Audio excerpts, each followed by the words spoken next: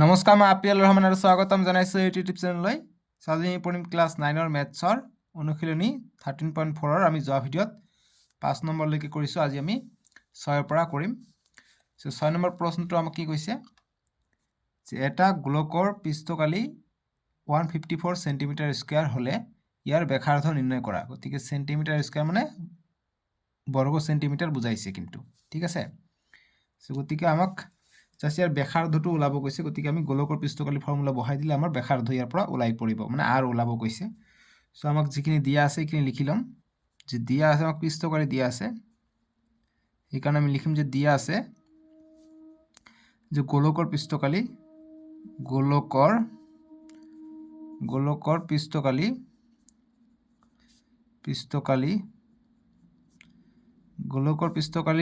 সূত্ৰটো কি হৈছে? গোলকৰ পৃষ্ঠকালিৰ সূত্ৰ হৈছে 4 পাই আৰ স্কয়াৰ, কিন্তু আমাক দিছে গোলকৰ পৃষ্ঠকালি দিয়া আছে 154 বুলি দিয়া আছে। গতিকে 154 আমি লিখি ল'ম। গতিকে ইয়াত গোলকৰ পৃষ্ঠকালি ফৰ্মুলাটো বহাই দিম 4 পাই আৰ স্কয়াৰ। ইয়াৰ পৰা এইটো আৰটো হৈছে ইয়াৰ ব্যাসাৰ্ধ। গতিকে আৰৰ মান ওলালে আমাৰ ব্যাসাৰ্ধটো ওলাই পৰিব, ঠিক আছে।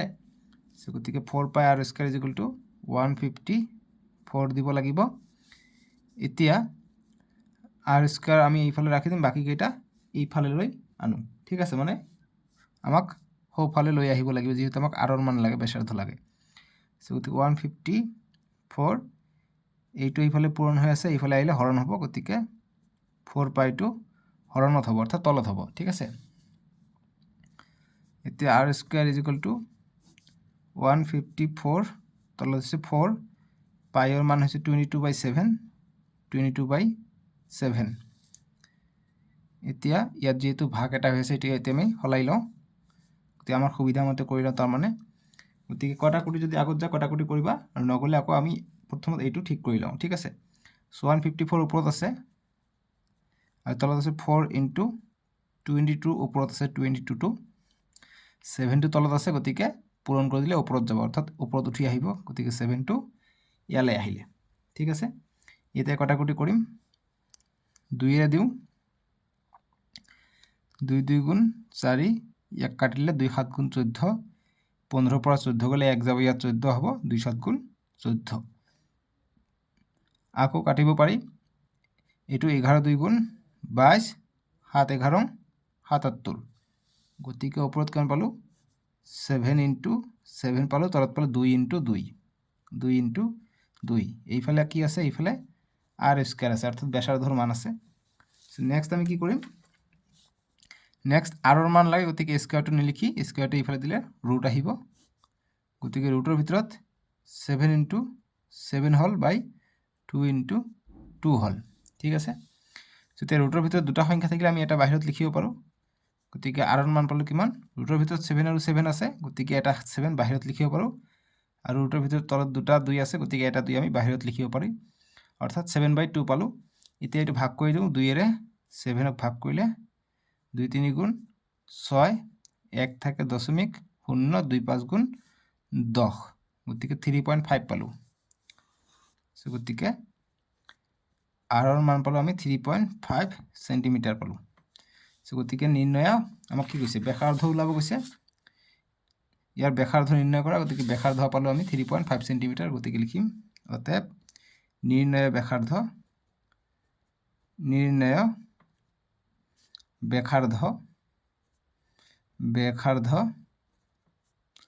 r is equal to 3.5 centimetre.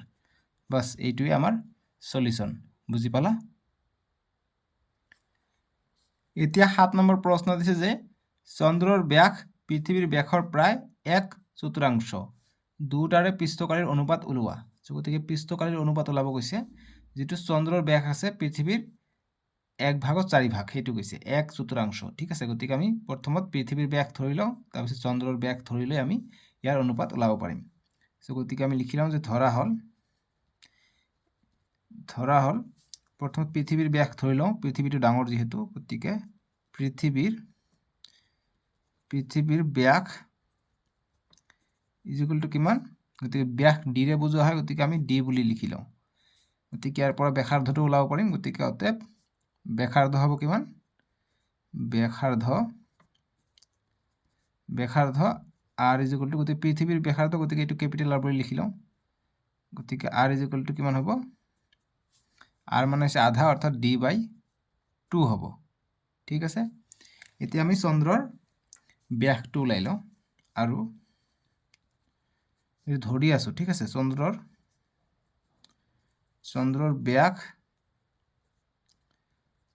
ব্যাসটো আমি ব্যাসটো d আহে গতিকে এইটো আমি d বুলি ধৰি লওঁ তেতিয়া ব্যাসাৰ্ধটো কেনেকুৱা হ'ব গতিকে অতএব চন্দ্ৰৰ ব্যাসাৰ্ধ বা চন্দ্ৰৰ নিলিখি ডাইৰেক্ট ব্যাসাৰ্ধ বুলি লিখিব পাৰি যে ব্যাসাৰ্ধ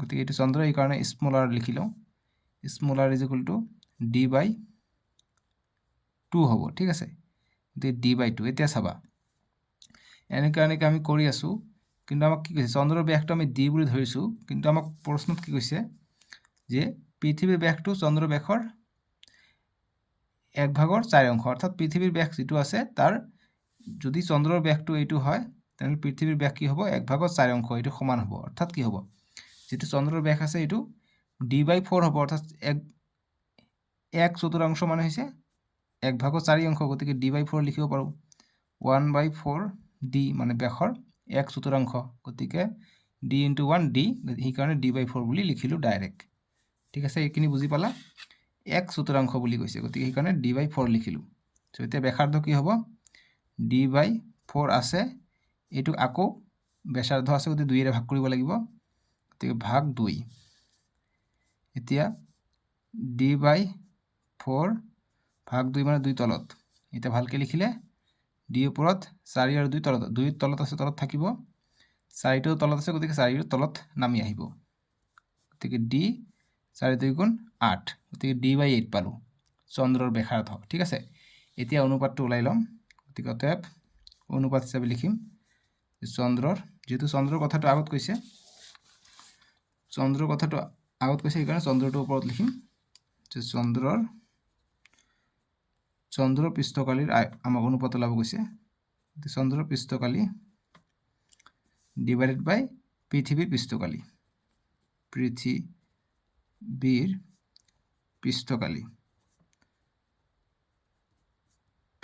হা গতিকে কিমান হ'ব পৃষ্ঠকালীৰ ফৰ্মুলা চন্দ্ৰ পৃথিৱী গোলাকাৰ গতিকে গোলকৰ পৃষ্ঠকালীৰ ফৰ্মুলা বহাই দিলে হ'ব গতিকে গোলকৰ ফৰ্মুলা হৈছে 4π r² চন্দ্ৰৰ কাৰণে আমি স্মল r ধৰিছো গতিকে স্মল r² আৰু পৃথিৱীৰ কাৰণে 4π কেপিটেল R ধৰিছো ব্যাসাৰ্ধটো গতিকে r মানে ব্যাসাৰ্ধ গতিকে কেপিটেল R² এটা 4π কটা গ'ল ওপৰত থাকিলে r²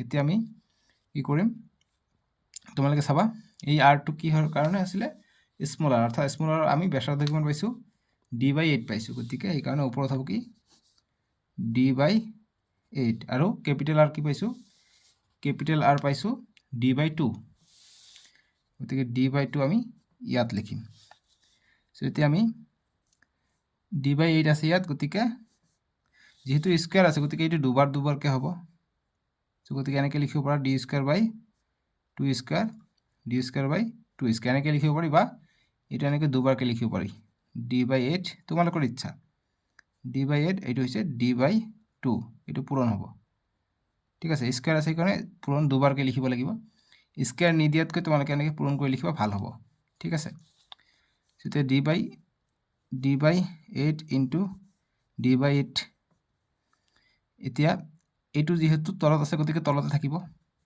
ঠিক আছে d কিন্তু এইটো একেবাৰে তলত আছে গতিকে এইটো একেবাৰে ওপৰত উঠি যাব অৰ্থাৎ এই d লগত মিলিব গতিকে ওপৰত যাব 2টো ইনটু ইয়াত d আছে d টো তলতে থাকিলে এইটো তলতে আছে কিন্তু 2টো তলত থাকিলে এইটো ওপৰত উঠি যায় এইটো আমি জানো গতিকে 2টো ওপৰত উঠি যাব বাস উলটি যাব তেনেকুৱা ধৰণৰ কথা এতিয়া d কটা গ'ল 2 1 গুণ 2 2 4 গুণ 8 2 1 গুণ 2 2 4 গুণ 8 তে কিমান পালো 1 * 1 1 পালো 4 × 4 16 গতিকে অনুপাতত কৈছে গতিকে 1:16 এইটোৱে অনুপাতটো পাই গলো ঠিক আছে গতিকে লিখিম প্ৰশ্নটোত আমাক কৈছে যে দুয়োটাৰে পৃষ্ঠকালীৰ অনুপাত ওলোৱা গতিকে লিখিম অতএব দুয়োটাৰে মানে পৃথিৱী আৰু চন্দ্ৰৰ কথা কৈছে।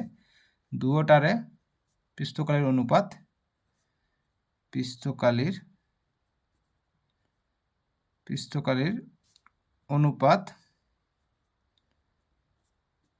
অনুপাত কিমান হ'ব 1:16।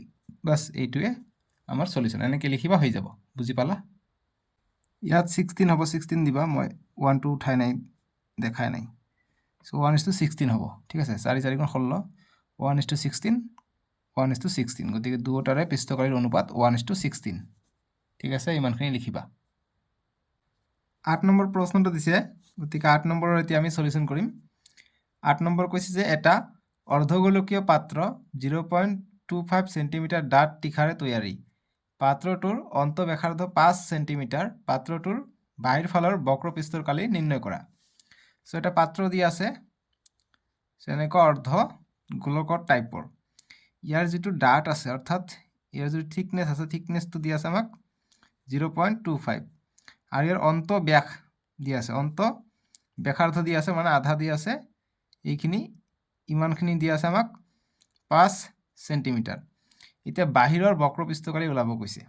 ঠিক আছে, সো গতিকে আমাক ইয়াৰ কাৰণে ব্যাসাৰ্ধটো কেনেকৈ ওলাব লাগিব, 5 আৰু এইটো যোগ কৰিব লাগিব, যেহেতু বাহিৰৰটো লাগে। ঠিক আছে, গতিকে একেবাৰে ইজি প্ৰশ্ন। সো আমি লিখি লওঁ যে দিয়া আছে, দিয়া থাকাখিনি লিখিবা, দেখাত ভাল দেখা যায় আৰু ফুল নাম্বাৰ পাবা। ঠিক আছে, যে দিয়া আছে অৰ্ধগোলকীয় পাত্ৰৰ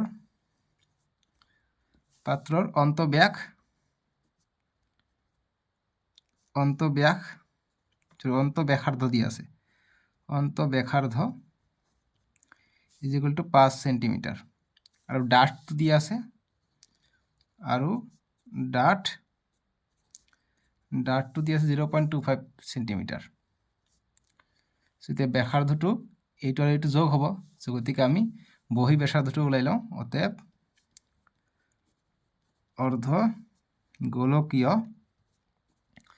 অৰ্ধগোলকীয় পাত্ৰৰ বহি ব্যাসাৰ্ধ আমি ডাঙৰ, সেইকাৰণে আমি কেপিটেল R বুলি ধৰি লওঁ। গোটেইটো লাগিব, গতিকে কেপিটেল R = 5 সেন্টিমিটাৰ অন্তঃব্যাস, আৰু বাহিৰৰটো আছে 0.25 সেন্টিমিটাৰ। এই দুটা যোগ কৰিলে কিমান হৈ যায়, 5.25 সেন্টিমিটাৰ পাওঁ। এইটো বহিব্যাস। গতিকে এই বহিব্যাস লৈ আমাক বক্ৰপৃষ্ঠকালি ওলাব লাগিব। সো গতিকে লিখিম অতএব অৰ্ধগোলকীয়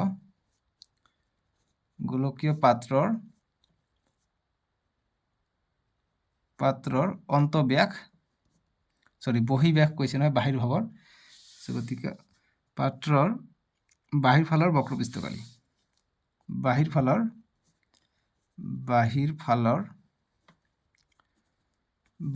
বক্ৰপৃষ্ঠকালি।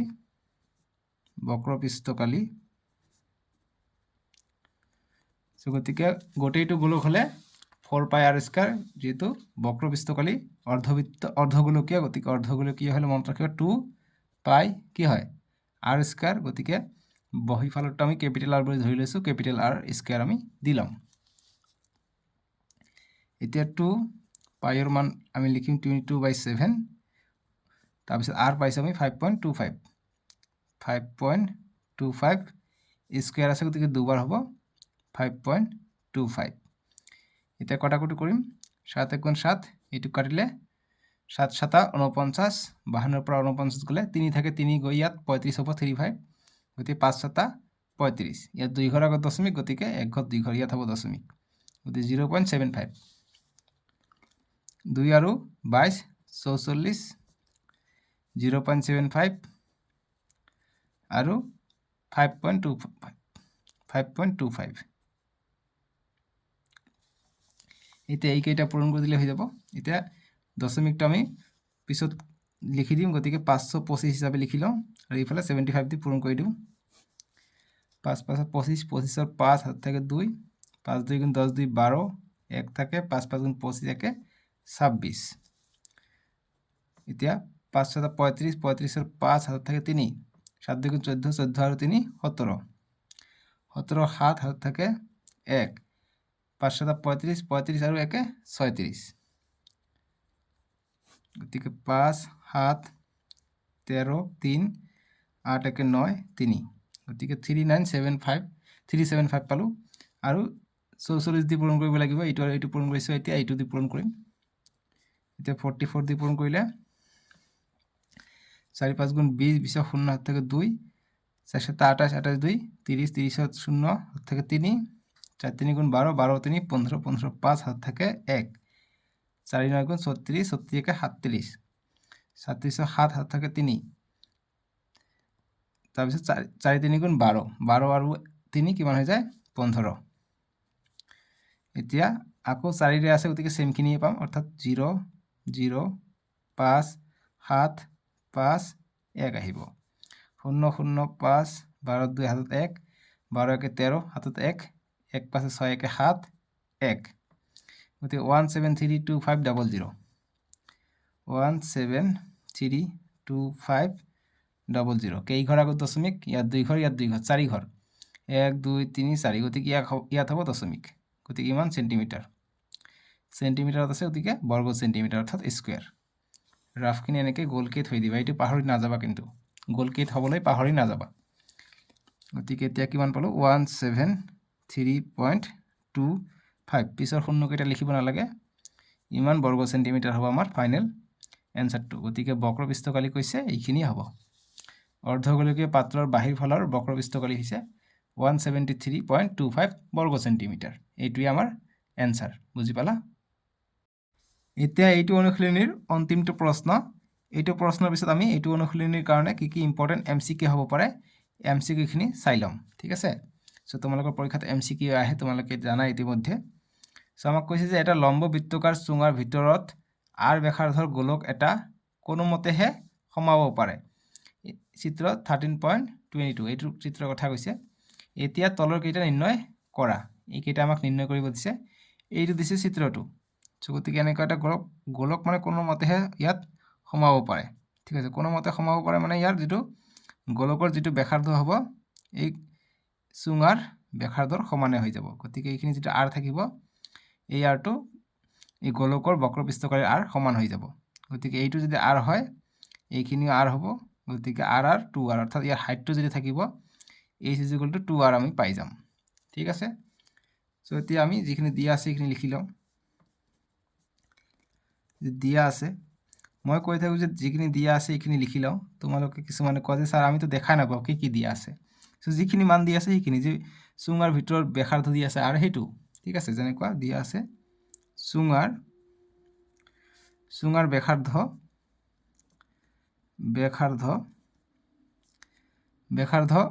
r যেহেতু কোনো মতে সমাব পাৰে গতিকে চুঙাৰ ব্যাসাৰ্ধটো এই গোলকৰ ব্যাসাৰ্ধৰ সমান হ'ব গতিকে চুঙাৰ ব্যাসাৰ্ধ = গোলকৰ ব্যাসাৰ্ধৰ সমান হ'ব গোলকৰ ব্যাসাৰ্ধ দুটা সমান হ'ব আমি r বুলি ধৰি লওঁ ঠিক আছে এটা এক নম্বৰটো আমি সলিউশন কৰিম এক নম্বৰ কৈছে গোলকটোৰ পৃষ্ঠকালি গতিকে লিখিম গোলকটোৰ পৃষ্ঠকালি গতিকে গোলকৰ পৃষ্ঠকালিৰ ফৰ্মুলা কি 4 r স্কয়াৰ গতিকে গোলক এই চুঙাৰ পৰাই আহিছে এইটো সূত্ৰ তোমালোকে অকমান পিছতে পাবা গতিকে 4 r স্কয়াৰ সো এক নম্বৰ সলিউশন হৈ গল এইখিনিয়ে এটা দুই নম্বৰ কৈছে যে চুঙাটোৰ বক্ৰপৃষ্ঠকালি গতিকে গোলকৰ পৃষ্ঠকালি আমি পালো এতিয়া চুঙাটোৰ বক্ৰপৃষ্ঠকালি কৈছে গতিকে চুঙাটোৰ বক্ৰপৃষ্ঠকালি এইবিলাক প্ৰশ্ন এমসিকিউৰ কাৰণে খুব ইম্পৰ্টেন্ট লাষ্টৰটো গতিকে চুঙাটোৰ বক্ৰপৃষ্ঠকালি গতিকে চুঙাৰ বক্ৰপৃষ্ঠকালিৰ সূত্ৰ হৈছে 2 পাই r/h গতিকে 2 পাই r/h কিমান পালো h পাম আমি r আৰু r যেহেতু কোনোমতে সমাব পাৰে গোলকটো গতিকে এইটো ব্যাসাৰ্ধ r গতিকে এইটো r r ব্যাসটো কিমান পাই যাম 2r পাই যাম এই কাৰণে h = আমি 2r লিখিছো সো গতিকে h ৰ ঠাইত আমি 2r বুলি লিখি লম এটা 2 * 2 4 পাই r আৰু r r স্কয়াৰ দেখিছা এই চুঙাৰ বক্ৰ পৃষ্ঠকালিৰ পৰা আমি গোলকৰ পৃষ্ঠকালি পাই যাওঁ 4 পাই r স্কয়াৰ 4 পাই r স্কয়াৰ বুজি পাইছানে সো এইখিনি আছিল চুঙাৰ বক্ৰ পৃষ্ঠকালি এটা 3 নম্বৰটো আমাক কি কৈছে 3 নম্বৰ কৈছে যে ওপৰৰ 1 আৰু 2 ত পোৱা কালিৰ অনুপাত নিৰ্ণয় কৰা গতিকে অনুপাত ওলাব কৈছে 1 নম্বৰ আৰু 2 নম্বৰৰ সো গতিকে কালি এইটো পাইছো আৰু এইটো পাইছো দুটা আমাক এতিয়া অনুপাত লাগে গতিকে অনুপাত হিচাপে লিখিলে আমি লিখিম ভাগ কৰি লিখিম গতিকে গোলক আগত কৈছে গোলক লিখিম যে গোলকৰ পৃষ্ঠকালি অনুপাত কল মানে ভাগ কৰিবা বাস হৈ যাব ঠিক আছে গোলকৰ পৃষ্ঠকালি তলত হ'ব চুঙাৰ পৃষ্ঠকালি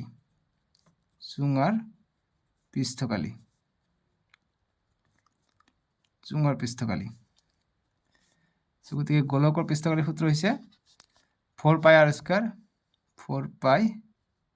স্কয়াৰ আৰু চুঙাৰ পৃষ্ঠকালি আমি পালো চুঙাৰ পৃষ্ঠকালি বা বক্ৰ পৃষ্ঠকালি অকমান ওপৰত লিখিবা তোমালোকে বক্ৰ কথাটো লিখিবা চুঙাৰ বক্ৰ পৃষ্ঠকালি হৈছে সেম টু সেম 4 পাই r স্কয়াৰ সো 4 পাই r স্কয়াৰ কটাকটি গল ওপৰত থাকিলে 1 তলত থাকিলে 1 সো যেহেতু অনুপাত কৈছে গতিকে তাৰ মানে হৈছে 1:1 অনুপাত ঠিক আছে সো 1:1 অনুপাতত থাকিব গোলক আৰু চুঙাৰ পৃষ্ঠকালি আৰু বক্ৰ পৃষ্ঠকালি যদিহে কোনোমতেহে সমাব পাৰে বাস এইটোই आंसर ঠিক আছে সো এতিয়া আমি এইটো অনুশীলনী 13.4 আমি ইম্পৰ্টেন্ট এমসিকিউ খিনি চাই লওঁ যিখিনি ইম্পৰ্টেন্ট আৰু প্ৰথম ভিডিওটো মই কৈছো যে ভিডিওটো লাষ্টত মই এমসিকিউ খিনি তোমালোকক কৰাই দিম সো বলা আমি এতিয়া এমসিকিউ খিনি চাই লওঁ এতিয়া আমি চাম অনুশীলনী 13.4 ৰ ইম্পৰ্টেন্ট এমসিকিউ প্ৰথম এমসিকিউটো মই দিছো খুবই ইম্পৰ্টেন্ট এইবিলাক এমসিকিউ তোমালোকৰ পৰীক্ষাৰ কাৰণে কৈছে যে যদি চন্দ্ৰ আৰু পৃথিৱীৰ পৃষ্ঠকালিৰ অনুপাত 1:16 হয় কৈছে যে চন্দ্ৰ আৰু পৃথিৱীৰ পৃষ্ঠকালিৰ অনুপাতটো কৈছে 1:16 তেন্তে চন্দ্ৰৰ ব্যাস পৃথিৱীৰ ব্যাসৰ কিমান হ'ব অপচন এ দি আছে 1% বি দি আছে 2/4 সি নম্বৰ দি আছে 3/4 আৰু ডি নম্বৰ দি আছে 1/4 বা চতুৰ্থাংশ সো আমি অলৰেডি অনুশীলনীটো পঢ়িছুই যদি চন্দ্ৰৰ পৃথিৱীৰ পৃষ্ঠকালিৰ অনুপাত 1:16 হয় তেনেহলে হেইটোৰ যেটো চন্দ্ৰৰ ব্যাস পৃথিৱীৰ ব্যাসৰ 1/4 হ'ব গতিকে অপচন ডি হ'ব শুদ্ধ উত্তৰ ঠিক আছে গতিকে 7 নম্বৰটো আমি সলিউশন কৰিছিলো সো আমি পাইছো কিমান 1:16 অনুপাতটো সো গতিকে ইয়াৰ যিখিনি প্ৰশ্নত আমাক কৈছে 7 নম্বৰৰ প্ৰশ্নত গতিকে 1/4 বুলি কৈছিলে 7 নম্বৰ প্ৰশ্নটোত আমাক কৈছে 1:16 আমাৰ সলিউশন ওলাইছিলে কিয়নো কৈছিলে যে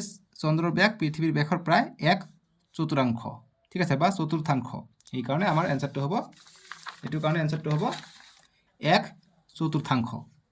1/4 হলেহে 1:16 ইয়াৰ অনুপাত হ'ব ঠিক আছে গতিকে ডি হ'ব শুদ্ধ উত্তৰ তাৰ পিছত 2 নম্বৰ এমসিকিউ যে তলৰ কোনটোৱে গোলকৰ পৃষ্ঠকালি সূচায় গতিকে কোনটোৱে গোলকৰ পৃষ্ঠকালি সূচায় এ দি আছে 2 পাই r স্কয়াৰ h বি দি আছে 4 পাই r স্কয়াৰ h সি দি আছে 2 পাই r স্কয়াৰ আৰু ডি দি আছে 4 পাই r স্কয়াৰ সো কোনটো বি নিশ্চয়কৈ বি নহয় দেখা গোলকৰ পৃষ্ঠকালিৰ ফৰ্মুলা কি 4 পাই r স্কয়াৰ গতিকে অপচন ডি হ'ব শুদ্ধ উত্তৰ h নাই নহয় গতিকে এইটো হ'ব শুদ্ধ উত্তৰ ঠিক আছে গতিকে h না থাকিব কাৰণ h টো ভাঙিহে 4 পাই r স্কয়াৰ হৈ যায় সো গতিকে ডি হ'ব শুদ্ধ উত্তৰ ঠিক আছে 4 পাই r স্কয়াৰ গোলকৰ পৃষ্ঠকালিৰ ফৰ্মুলা এতিয়া 3 নম্বৰ প্ৰশ্ন এমসিকিউ যে যদি গোলকৰ ব্যাস বৃত্তাকাৰ চুঙাৰ উচ্চতাৰ সমান তেন্তে ইহতৰ পৃষ্ঠকালিৰ অনুপাত হ'ব গতিকে গোলকৰ ব্যাস যেটো আছে এটো এটা বৃত্তাকাৰ চুঙাৰ উচ্চতাৰ সমান গতিকে এনেকুৱা ধৰণৰ যদি এটা গোলক থাকে গতিকে এনেকুৱা ইয়াৰ ভিতৰত থাকে যদি গোলকৰ ভিতৰত যদি এটা চুঙা থাকে গতিকে এইখিনি r উপৰ ফালে r তল ফালে r গতিকে এইখিনি উচ্চতাৰ সমান হৈ যাব অৰ্থাৎ h = 2r গতিকে এনেকৈ আমি অনুশীলনীটো পাইছো প্ৰশ্ন সো গতিকে যদি গোলকৰ ব্যাস বৃত্তাকাৰ চুঙাৰ উচ্চতাৰ সমান হয় সিহতৰ পৃষ্ঠকালিৰ অনুপাত আমি অলৰেডি কৰিছো কি হ'ব 9 নম্বৰটো আমি পাইছো সিহতৰ পৃষ্ঠকালিৰ অনুপাত কি হৈ যায় 1:1 হৈ যায় ঠিক আছে সো গতিকে প্ৰশ্নটোৱে আছে আমাৰ লাষ্টৰ প্ৰশ্নটোৰ পৰা কেনেকুৱা ধৰণৰ এমসিকিউ আহিব পাৰে মই উঠাই দিছো এইটোৰ পৰা কেনেকুৱা ধৰণৰ এমসিকিউ আহে মই কৈ দিলো আৰু এইটোৰ পৰা মই বনাই দিছো ঠিক আছে গতিকে ইহতৰ কালিৰ অনুপাত কৈছে কালিৰ অনুপাত বা পৃষ্ঠকালিৰ অনুপাত যদি আহে পৰীক্ষাত তোমালোকে 1:1 কৰিব লাগিব সো গতিকে অপচন সি হৈ যাব শুদ্ধ উত্তৰ ঠিক আছে চ' এনেকুৱা ধৰণৰ MCQখিনি আমাক কৰিব লাগিব। চ' এইখিনি আছিলে। আমি নেক্সট ভিডিঅ'ত তোমালোকৰ নেক্সট এক্সাৰচাইজ যিটো আছে স্ক্ৰীণত উঠিব অলৰেডি 13.5, নহ'লে ডেছক্ৰিপশ্যনত দি আছে, তাতে ক্লিক কৰি চাব পাৰিবা। চ' আজিলৈকে আহোঁ দিয়ক, তোমালোকে ভিডিঅ'টো লাইক কৰি দিবা, ঠিক আছে।